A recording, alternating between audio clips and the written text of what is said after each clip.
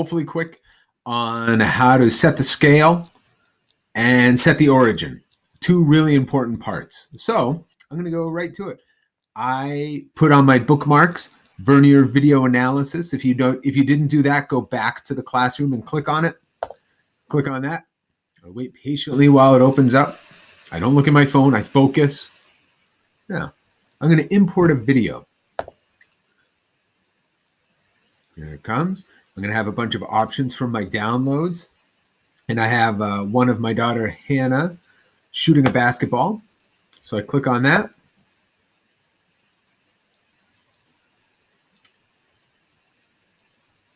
Patience. Good. And there it is.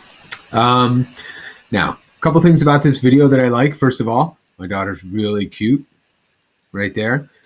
She's shooting at a 10-foot basket. Now, one issue is that we can't exactly see the point on the ground there, so I can't really use that to measure scale. So instead, what I think I might do is I'm going to use this meter stick. Now, I taped a meter stick to the basketball pole. Is that cheating? No, it's just smart.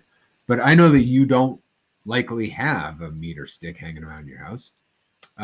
So you could use something else. If you knew the exact size of the basketball, you could use that. If you knew your height, you could use that. If you're holding a lacrosse stick, measure the lacrosse stick.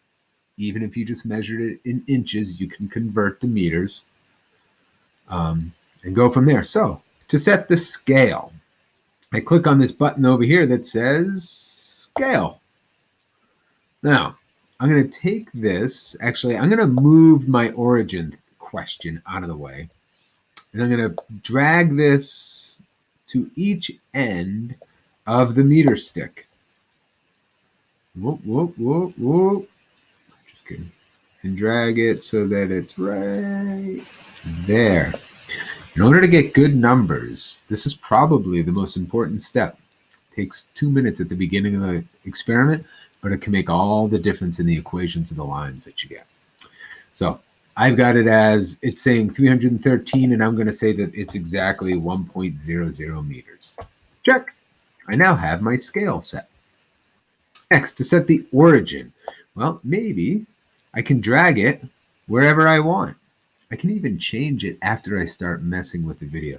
I think, for the moment, I'm going to let it be right when the motion starts. So I'm going to hit play. She's got to work on her form, but it's okay. It's all right. It's a little glitchy because of Screencastify. I'm okay with that. Ooh, yeah, follow through's rough there. Let's see. I'm going to go with the moment it leaves her hand.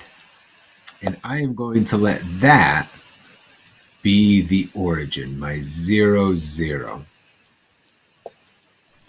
Done. Next, I can start to add some points.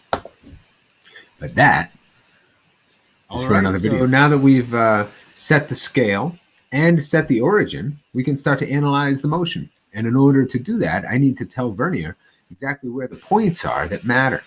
Now, what I'm going to do is I'm going to go up and hit add. And when I do that, as I drag my cursor around, you can see that it's a circle with a dot in the middle. Now, it just so happens to be the size of that basketball. That's pretty sweet. All right. And I click it. Oh, and when I do that, it moves.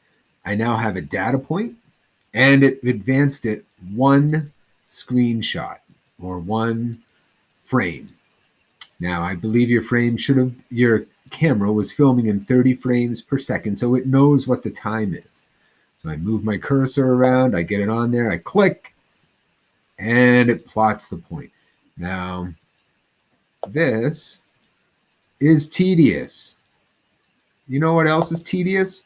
Most of life is tedious. Sometimes you just gotta suck it up and do it. So I'm going to do that. Right now, I want you to start fast forwarding until I shake my hands again. At that point, all of the data points should be done. Got it? So go ahead and fast forward.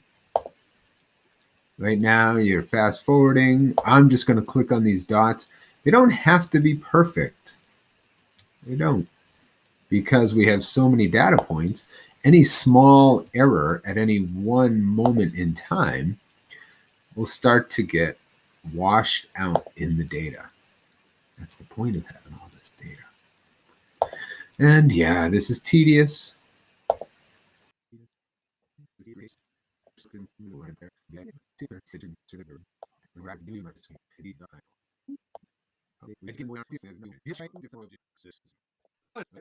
Okay.